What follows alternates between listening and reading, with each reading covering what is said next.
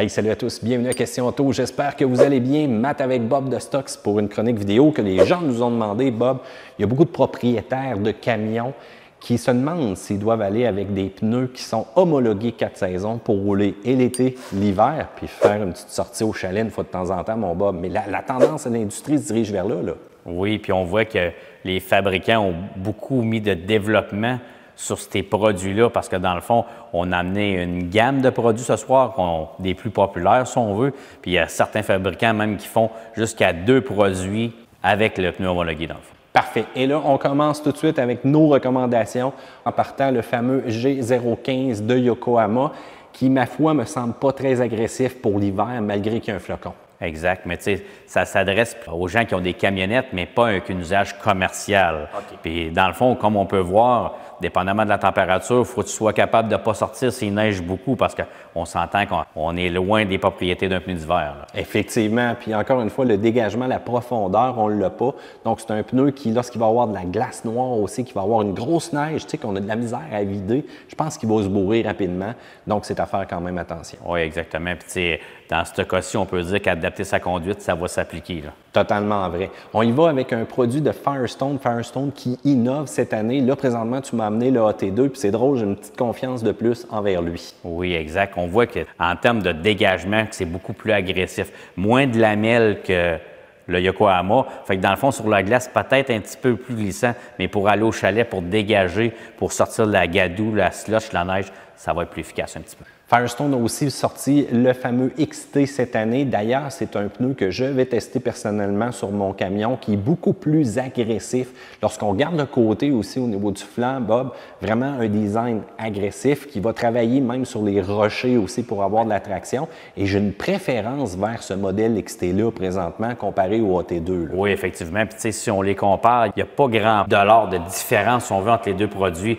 Mais tu regardes le look du XT, il est vraiment plus innovateur, plus fait fort, vraiment plus usage commercial intensif. J'opterais pour ce produit-là. Puis là, laissez-vous pas berner là, par les fameuses revues de pneus là, qui vont vous dire qu'on l'a essayé. Là. Il n'y a pas grand monde qui l'ont essayé à date ici en territoire. Ça va être vraiment la première année. Mais nous autres, on va être là pour vous dire la vérité sur ce pneu-là qui est homologué avec un flocon.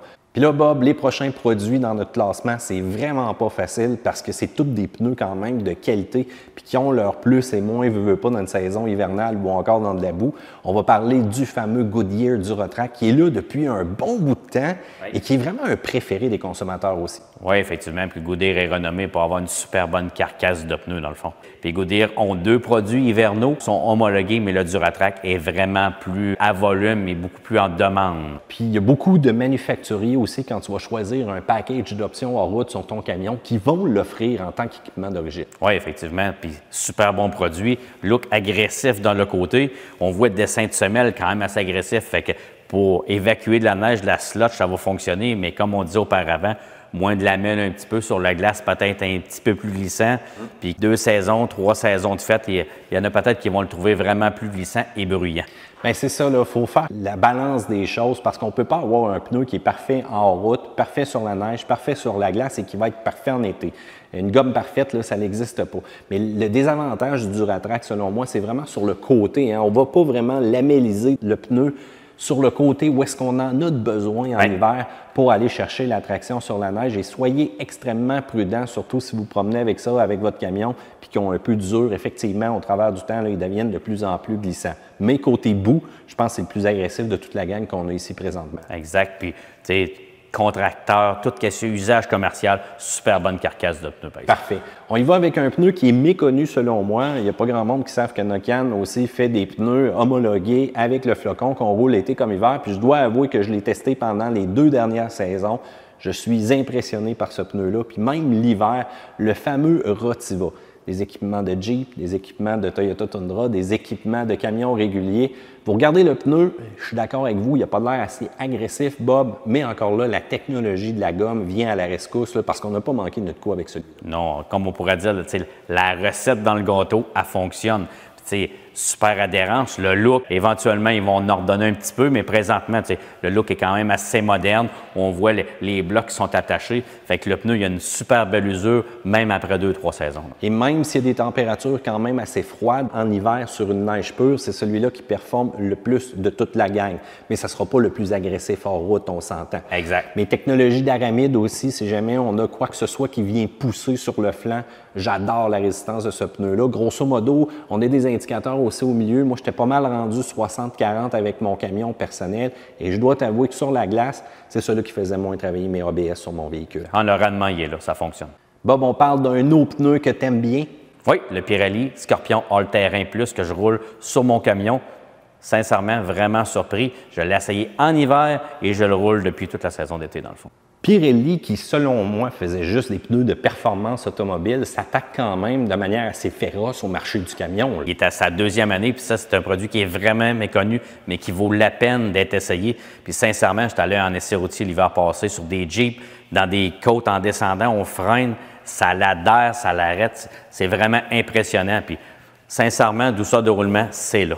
Douceur de roulement puis tenue de route aussi au niveau du flanc qui est quand même assez rigide à la réputation de Pirelli. Oui. Puis tu vois, je suis surpris aussi au niveau du design, mais je suis surtout surpris aussi de voir l'usure que tu as sur ton camion présentement, sur ces pneus-là, sur la saison que tu es avancée, puis ils ont l'air quasiment neufs. Oui, les pneus ont 14 000 km, puis comme tu peux voir, Mathieu, ils sont usés super égal, puis on dirait qu'ils sont à l'état neuf, les pneus. Là. Puis toi, tu as un diesel, tu remorques, tu charges, puis let's go, on va être dans le trail, mon Bob. Là. Oui, la remorque en arrière, été comme hiver, sincèrement, c'est impressionnant. Parfait. Et là, on termine avec notre grand préféré. On ne se le cachera pas, c'est un pneu qui a une réputation incroyable, qui est sur des camions de compétition, que BF a quand même une stratégie intéressante avec ses ambassadeurs, prend leurs commentaires des pneus de course, met la technologie dans leurs pneus adressés au public et ça donne ça un KO2 qui, attention, n'est pas le meilleur sur la glace, surtout pas quand il va faire froid. Non. Mais je pense côté balance, là, c'est pas mal le pneu qu'on recherche.